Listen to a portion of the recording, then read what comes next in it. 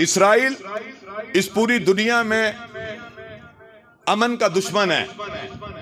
Israel ने जुल्म और सितम के बलबूते पर हजारों फलस्तीनी निहत्ते मुसलमानों को शहीद किया, लाखों मासूम बच्चों, खवातीन और मर्दों को जख्मी किया।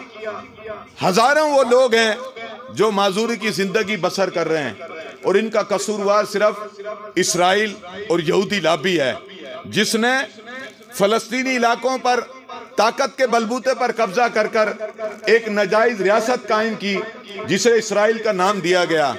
आज बदकिस्मती से 57 इस्लामी मुमालिक में से चंद मुल्कों ने उसे तस्लीम भी कर लिया।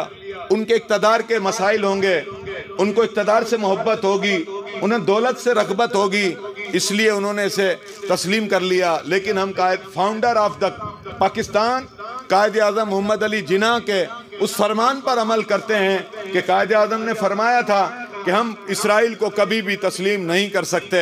हम जिंदगी की आखिरी सांस तक इसराइल को कभी तस्लीम नहीं करेंगे। क्यों कि वो नाजायज रियासत है। उसने फ़लस्तीनियों के क़िबला अव्वल बैतुल मुक़द्दस अंबिया की सरजमीन पर कब्जा कर कर वहाँ अपनी नाजायज कब्जा कर रखा है और अपनी ताकत के बलबूते पर अभी टीवी चैनल्स पर भी लोगों ने देखा, हमारी बात की गवाही टीवी चैनल्स ने भी दी कि अमेरिका, बरतानिया, फ्रांस, जर्मनी ये सारे खुलकर उसकी फेवर करने आज खड़े हो गए। तो मैं मुस्लिम ममालिक के सरबराहान से भी मुतालबा करता हूं कि खुदारा इस्लाम से वफा करो। ये इक़्तिदार आज है कल नहीं होगा, जिंदगी आज है कल नहीं होगी, लेकिन इस्लाम और हुजूर से वफा करके चले जाओगे तो तुम्हारी जिंदगी भी सुरखरू होगी, आखिरत भी सुरखरू होगी। आ जाओ, आज वक्त है, आज इसराइल से ताल्लुक तोड़ लो, तिजारती सिफाती ताल्लुकात ख़त्म कर दो और फ़लस्तीन का साथ दो, फ़लस्तीनी मुसलमानों का साथ दो। तमाम मुस्लिम ममालिक को इस मौके पर जब फ़लस्तीनी मुसलमानों ने, मुजाहिदीन ने इसराइल का वो असर किया कि 50 साल तारीख में लोगों ने ऐसे मंजर नहीं देखे होंगे, लोगों की जिंदगी बीत गई, उन्होंने ऐसा मंजर नहीं देखा कि ये कातिल दहशतगर्द छुपते फिर रहे थे। ये इतने बड़े बहादुर थे कि ये मुल्क छोड़कर जहाज कैंसिल होने के बावजूद ये एयरपोर्ट पे खड़े थे कि हमें यहाँ से बाहर ले जाओ, हमें मौत आ जाएगी, हमें फ़लस्तीनी मुजाहिदीन मार देंगे। तुम तो बड़े बहादुर बनते थे, फिर आज मौत के डर से मुल्क छोड़कर जा रहे हो। पता चला तुम बुज़दिल हो, तुम कमज़ोर हो, तुम ताकत के बलबूते पर मजलूमों पर जुल्म करते हो।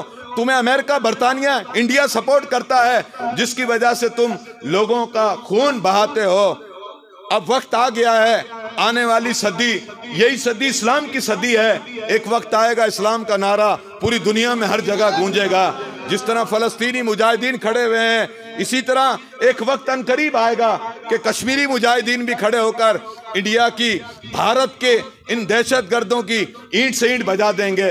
और हम हुकूमत पाकिस्तान से भी मुतालबा करते हैं कि वो भी गैरत ईमानी का सबूत दें और गैरत ईमानी का सबूत देते हुए फ़लस्तीनी मुसलमानों से, फ़लस्तीनी हुकूमत से इज़हार यकजहती करें, उनके साथ देने का, उनकी हिमायत करने का भरपूर ऐलान करें, ताकि उन लोगों को अखलाकी सपोर्ट हासिल हो। और फ़लस्तीन के साथ जिन ममालिक की सरहदें लगती हैं, उन ममालिक की ज़्यादा जिम्मेदारी है कि वो फ़लस्तीन को लॉजिस्टिक सपोर्ट दें, फ़लस्तीन को दवाओं की मद में, तेल की मद में, अशिया की मद में, खुर्दनी अशिया की मद में उनको फुल सपोर्ट की जाए, ताकि वो मुजाहिदीन जो इस्लाम के दुश्मनों से, जो इस दुनिया के अमन के दुश्मन हैं, यहूदी, इसराइली, उनसे जो मुकाबला कर रहे हैं, उन्हें भरपूर सपोर्ट की जाए। अल्लाह करीम मेरा यहाँ आपका आना कबूल फरमाए। आखिरी बात, इसी ज़िमन के अंदर अज़मत साहब